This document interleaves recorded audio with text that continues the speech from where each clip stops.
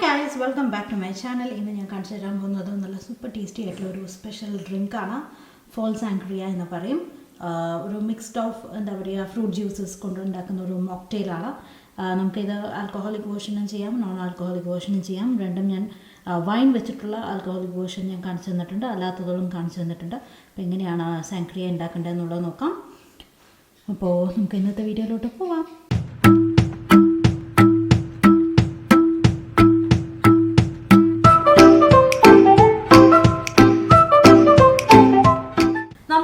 സാങ്ക്രിയ drink എങ്ങനെയാണ് ചെയ്യുന്നത് എന്നുള്ളത് നോക്കാം. It's A mocktail. നമുക്ക് മിക്സ് ഓഫ് ജ്യൂസസ് ആണ് ഇത്. നിങ്ങൾക്ക് കോക്ടെയിൽ ഐറ്റം സെർവ് ചെയ്യാം. കുറച്ച് ബ്രാൻഡി എടുത്തിട്ട്, ഒരു ഔൺസ് ബ്രാൻഡി എടുത്തിട്ട്, ഇന്ന് എൻ്റെ ഫേവറേറ്റ് സാങ്ക്രിയ ഉണ്ടാക്കുന്ന കോമ്പിനേഷൻ ഞാൻ എടുത്തിരിക്കുന്നത് കുറച്ച് ഗ്രേപ്പ് ജ്യൂസ് എടുത്തിട്ടുണ്ട്. ഗ്രേപ്പ് ജ്യൂസിന് പകരം നിങ്ങൾക്ക് ക്രാൻബെറി ജ്യൂസ് എടുക്കാം. പിന്നെ കുറച്ച് ആപ്പിൾ ജ്യൂസ് എടുത്തിട്ടുണ്ട്.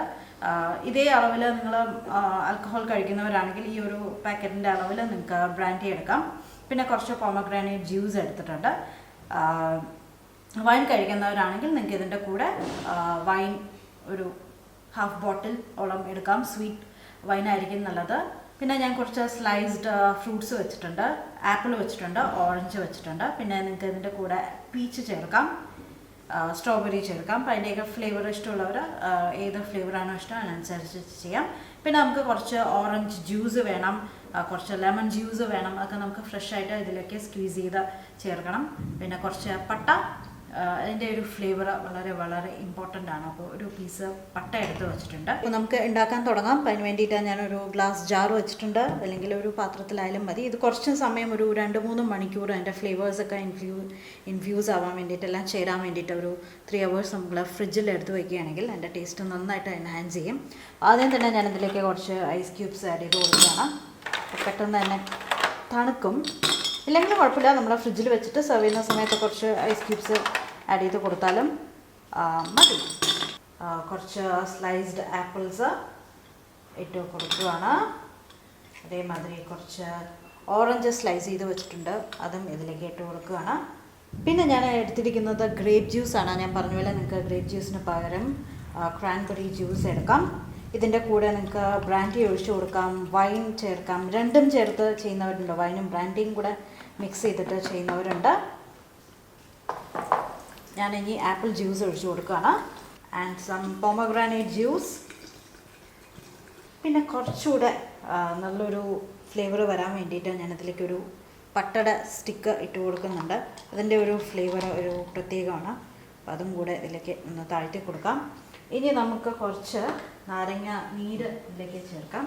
ഇനി നമുക്കിതിൽ എക്സ്ട്രാ പഞ്ചസാരയുടെ ആവശ്യമൊന്നുമില്ല, കാരണം ഓൾറെഡി ജ്യൂസസിൽ തന്നെ നമുക്ക് പഞ്ചസാരകളുണ്ട്. കുറച്ച് ലെമൺ ജ്യൂസ് ഇതിലേക്ക് ഒഴിച്ചു കൊടുക്കുകയാണ്. ഇതിൻ്റെ കൂടെ നമുക്കൊരു ഓറഞ്ചും കൂടെ കട്ട് ചെയ്തിട്ട് ഇതിലേക്ക് ആഡ് ചെയ്ത് കൊടുക്കാം, ജ്യൂസ് കേട്ടോ.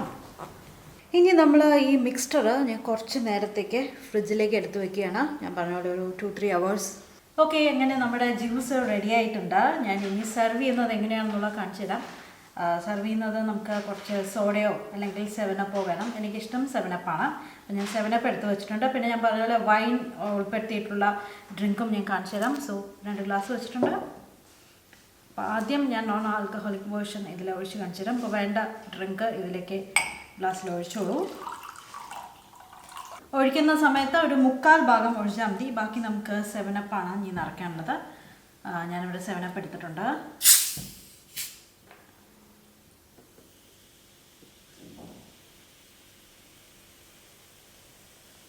യെസ്, അങ്ങനെ നമ്മുടെ ആദ്യത്തെ ഡ്രിങ്ക് റെഡി ആയിട്ടുണ്ട്. ഇനി ഞാൻ വൈൻ വേർഷൻ കൂടെ കാണിച്ചു തരാം. അപ്പോൾ ഞാൻ വൈൻ എടുത്ത് വെച്ചിട്ടുണ്ട്, സ്വീറ്റ് വൈനാണ് കേട്ടോ. അത് ഇതിലെ കുറച്ച് ഒഴിക്കുക.